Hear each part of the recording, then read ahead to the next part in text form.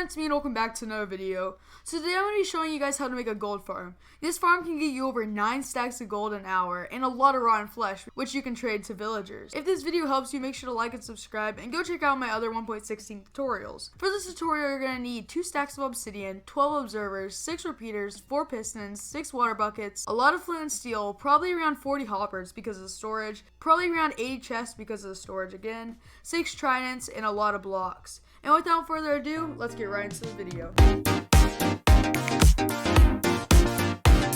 Okay, so to start this one, we're going to do it a bit different.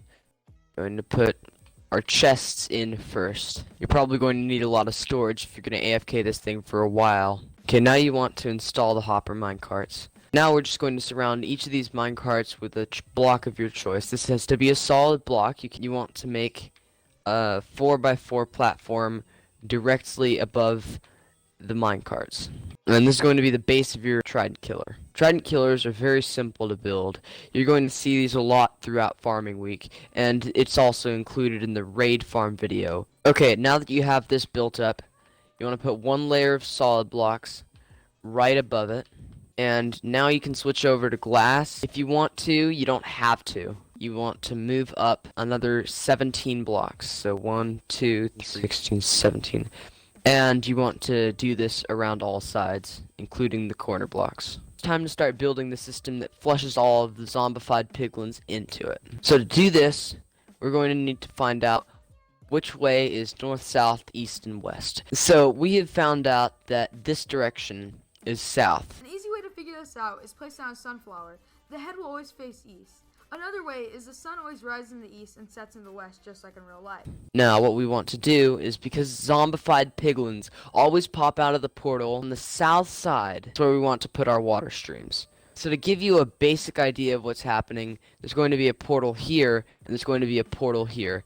And these are going to extend out a certain length. You're going to want to add in a water stream here, and a water stream here, and the same on the opposite sides. Now these extend out from your original drop chamber 7 blocks. Okay, now all you want to do is you want to, at the very end, add in barriers, and then fill in the section between the water streams, and then line the outside with glass as well. And keep in mind, this does not have to be glass. This can be any block of your choice. I'm using glass just so you can see the piglin spawning. You'll know it's right if you put in the water buckets and it goes straight up to where the trident killer is. So the next part is to make the water streams right here flow into our trident killer. You're going to want to break out 2 blocks like this. You're going to want to put 2 more here. Cover the entire outside like this. And you can see it will start to flow down to the trident killer.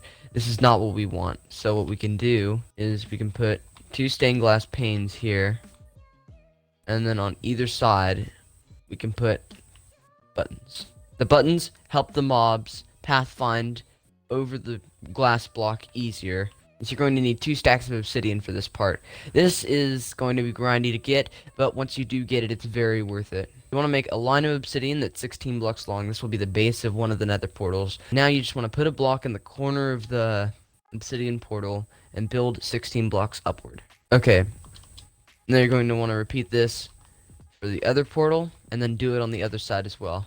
Okay, now that you have this, put blocks in the top corners, simply connect them up with another layer of obsidian. This is about time I tell you what kind of mechanics we're using to make this farm. This is called portal warping. Every time it lights, it has a chance of spawning 1 or more zombified piglins. It depends on the portal size how many you get on average. So now that you've finished all of these water streams and building the portals, you're going to want to block them using some kind of button, lever, block, anything that isn't flammable, basically. So I'm just going to use 2 black stone buttons. This means that the portals will not light no matter what you do to them. Put a block off the side of the portal, put a dispenser over it, a block behind that dispenser with redstone dust on top, and an observer facing into that redstone dust. So its face should be at the portal. So basically, when the portal is lit, the observer will detect that and dispense a water bucket. Then when the water stream destroys the portal, the observer will detect that and put it back into the dispenser. Now you basically want to mirror it to the other side. On the opposite side,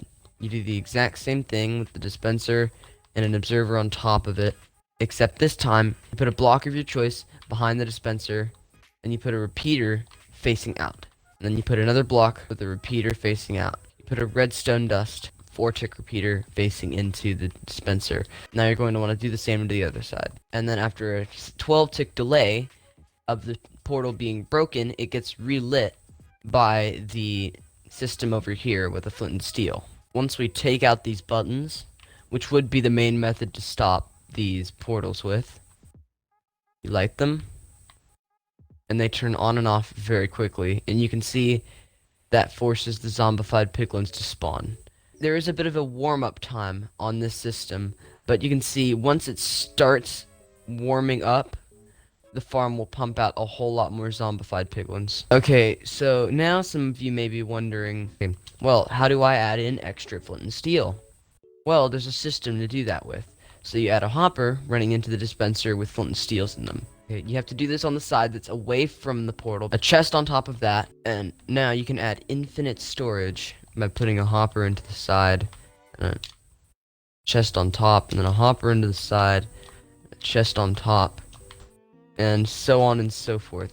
Now, about 4 double chests will get you through an entire night's AFK. That many flint and steel for one night, that may seem unreasonable, but I don't believe it to be so, as in previous episodes of Farming Week, we have made an iron farm and a bartering farm. They produce the 2 materials needed to make flint and steel, iron and flint. Now, the reason these farms are important is because an iron farm gives you, obviously, the iron part of flint and steel, and then the bartering farm gives you the flint.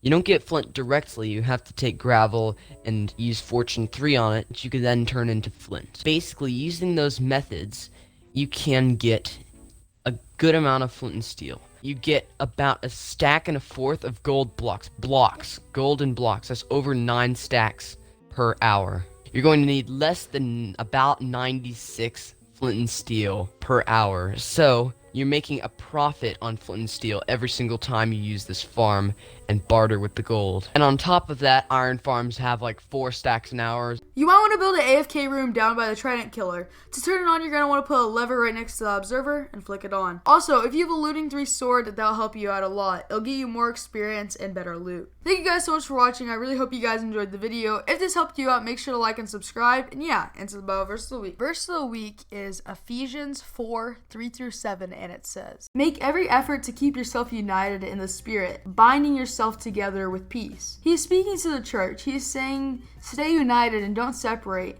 for you have one common goal, to spread the word of God. A big thing that turns people away from Christianity is how divided it is. Catholic versus Protestant, and then a Protestant, there's Baptist, Lutheran, Pentecostal, and it goes on and on. We need to work together for our common goal. For there is one body and one Spirit, just as you have been called in one glorious hope for the future. There is one Lord, one faith, and one baptism, one God and Father of all, who is over all, in all, and living through all. This is saying there's one God, not a separate God for each denomination. You can't have your own little God. There's one God over everything. However, He has given each of us a special gift through the generosity of Christ.